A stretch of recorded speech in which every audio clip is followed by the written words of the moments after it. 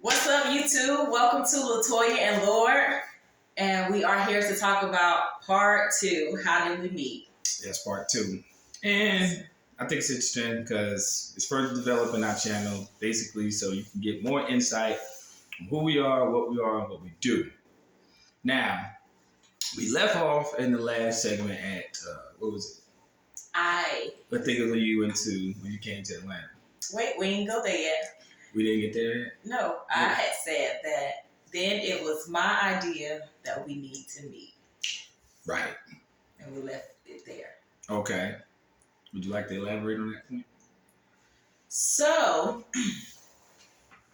after our long conversations over a period of months, I decided to take a trip to Atlanta.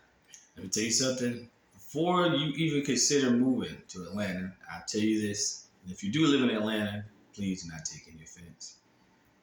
It absolutely is overcrowded and it sucks. Now, I moved there like about 60 years ago. I just seen that city decline into absolute nothingness. The traffic once never existed. It's overcrowded. Rush hour, you're not going to get home until at least about 6. If you commute from inside the city, you're not going to get home until at least about, if you live 20 minutes outside, you're not going to get home until about 7. That's a fact. Accidents everywhere, cars all over the road, you name it. It's horrible. And all over the road. Crime is totally through the roof. It's not a place to be. But anyway, go ahead. All right, so I had prepared to meet him. I think I had told him that I was coming. And I was excited. I was ecstatic. I was excited. I think I had like 2 weeks or a week before I had left to go. And it was like, time was just moving slow during those weeks. Because it was like, I'm ready. I'm always talking to this person on the phone. And now it's time to initiate. No. So basically, on my turn of things, it wasn't awkward.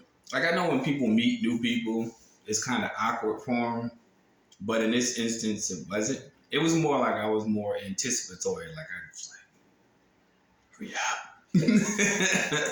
yeah. So, yeah. At that time, it wasn't an awkward situation where it was like, okay, first time we meet, whatever. And you're going to have that awkward sensation. Totally was absent. Totally. So. It was absent from your thinking that when we actually caught eyes with each other, it was going to be fine. I only have eyes. Nah, it was one of the situations where it was like, I was totally like, I was ready. Well, I tell you, I was scared, okay? You was nervous? I was scared. Why? First off, I'm traveling by myself. Oh, yeah, I remember you telling me that, yeah. Traveling by myself. I've never traveled outside of North Carolina without anybody. So I am going by myself. And then I'm going to meet somebody. You know, you hear all these stories of people going to meet people. Yeah, we're going to tie up. And, I mean, he's dangerous. Put the lotion in the basket. I mean, he's dangerous. Look at him. So. Yeah, that part. I'm going without backup. You know what I'm saying? So, I was scared. And then finally, when that day came, I was like, I'm just ready to get this over with. I got a long drive ahead of me, and I'm just going to go. And so that's what I did.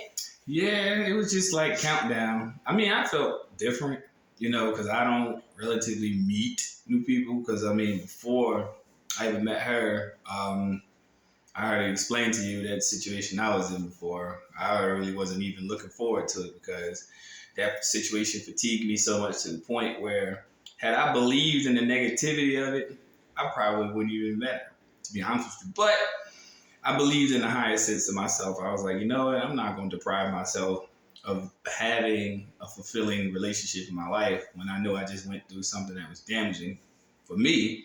You know what I'm saying? So, yeah, a lot of people have a tendency to clam up and, blame the world or fail to seek true happiness because of a previous relationship that they were in. And I couldn't allow it to happen. So, from my standpoint, I was like, okay, see how this goes. So, the countdown was like from when she first told me that she was leaving. So, that was like, what time in the morning? Like 7. I think I left about 6 or 7 in the morning. Yeah. So I got the initial text. I think you left late. Well, yeah, I had to wait for her. Yeah.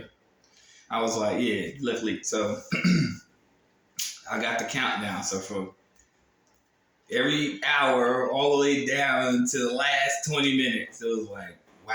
And I had a 6-hour drive, 6 and so minute hour drive. Yeah. So it was like, wow. Now I was amazed because I was like, I mean, to be honest with you, that's admirable, to be honest, because as she said earlier, when you have to take that amount of time to drive and you're doing it by yourself to a whole other state that you've never been familiar with, that's a lot of courage. To be honest with you. However, when I told Tate, I was like, hey, the story I was on the way. I'm around the corner. Let's go. Let's go. So, yeah, it was, and then when we first met, even though I was sweaty because it's hot as hell that day, still, it wasn't awkward. It felt natural. It felt like somebody I knew, like say for instance, you fall out of touch with somebody for a few years or something, and you meet up with them again. That's pretty much what the feeling felt like. It pretty much felt like that to me. I was cool. And plus, it's not like we just only talked on the phone, like audio. Mm-hmm. We did, duo. Mm-hmm. And that pretty much, it just broke the whole monotony of the regular, what people would call dating scene. I don't call it that.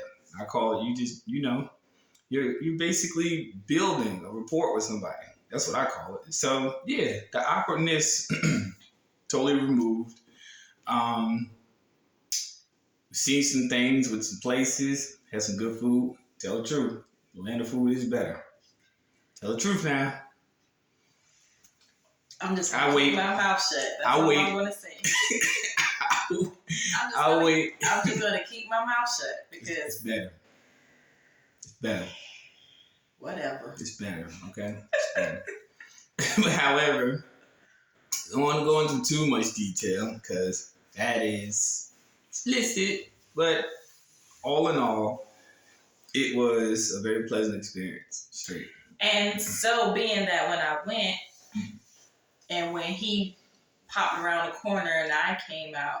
Yeah, I was trying to surprise her. He was trying to surprise me, y'all, but I kind of surprised. I basically ran up on him. I don't know how she did it. On my guard. And from there, he got to saw me, my bad. He got to see me in the physical as I saw him in the physical, and he called me all short and stuff. Which is true. As you can see, I'm sitting down and taller there. That's because I'm back on the couch. I'm back. So. But yes, we met and we spent that whole weekend. Yeah, this is the weekend, just kicking it, chilling. Lovely experience. But more of the story, it was a breath of fresh air that was very much needed, I believe strongly for both of us, based on previous instances, you know what I mean? And those instances weren't healthy, so to speak, for both of us. We shared a lot. And I know a lot of people, when they break up with people, they like to kick people back in, but I'm not that kind of person. I'm just going to tell you what it is, the truth, and what took place. I'm not going to embellish the story. I'm not going to make you out to be the bad guy. Try to say, you did this, you locked me in the closet, you didn't feed me for 3 weeks. I'm not going to say any of that. I'm just going to say why it didn't work, why it is what it is. And I know that person probably watches this channel. They do. They watch. But at the same token, I keep it real. What took place took place. And it is what it is. You live, you learn, you grow. And go ahead.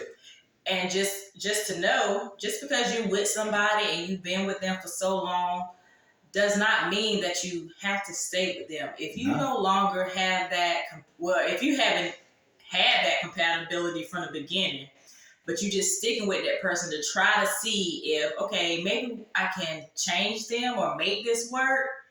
And it's the same thing over and over again. I'm going to say it's the same thing year in and year out. Yeah.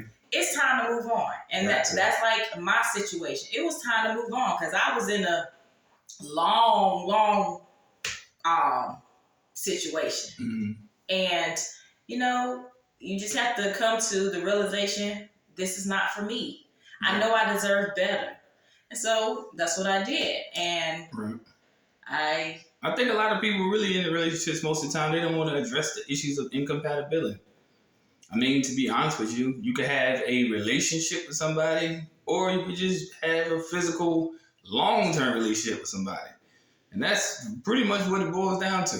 If you have a relationship with somebody, it's not always based around physicality. And I know this culture is big on it, and in the Western society, they're real big on it, but it's like, okay, what I call a convenient relationship to fulfill physical needs. That's not a relationship. That is just a long-term, physical, long-term, drawn-out relationship. That's not a real building situation. And when it's built on just physical, y'all not looking at each other for who y'all are. Y'all not looking at each other for what y'all are. Y'all looking at each other for what pleasure you can give me. And then the reality is, once you stop giving that person that physical pleasure, they turn on you. And if you don't give it to them, trust me, they're going to go find it somewhere else. So when you have that, and I know women have a great degree of intuition, but I tell a lot of brothers too, like when you know something, trust me, you better run and you better go. You better follow what your desire is, and you better move on quickly. Because anytime you were in an unhappy relationship that's not really worth it, you're wasting your time. You're wasting your time, period. You're wasting your time. So don't waste your time, people. Don't waste your time. Go out there and find somebody who genuinely makes you happy. Genuinely. Somebody who makes you miserable and you want to be happy does not deserve your time. If you can look at this person, if you're with this person and y'all are in the same bed and you look at them and you frown like, damn. The fuck did I do? Then you know. You messed up. Straight. It's a wrap. Yeah. And a lot of people don't want to acknowledge it, but here it is. That's how we met. That's the moral of the story. And it's your first time doing this channel, like and subscribe. Make sure you hit the all notification, the bell button at the bottom of the video, in the little gray area of YouTube for you people that don't know how to work YouTube. People that's a little challenge. Woo! Just go ahead and Mama, if you watching, people that's a little challenge, just hit the bell. It's a bell. It's shaped like a bell. Just hit all so you can get notifications for every time we drop new content. I love y'all. Y'all take care. We'll see y'all soon. Stay tuned. All right. Thank you.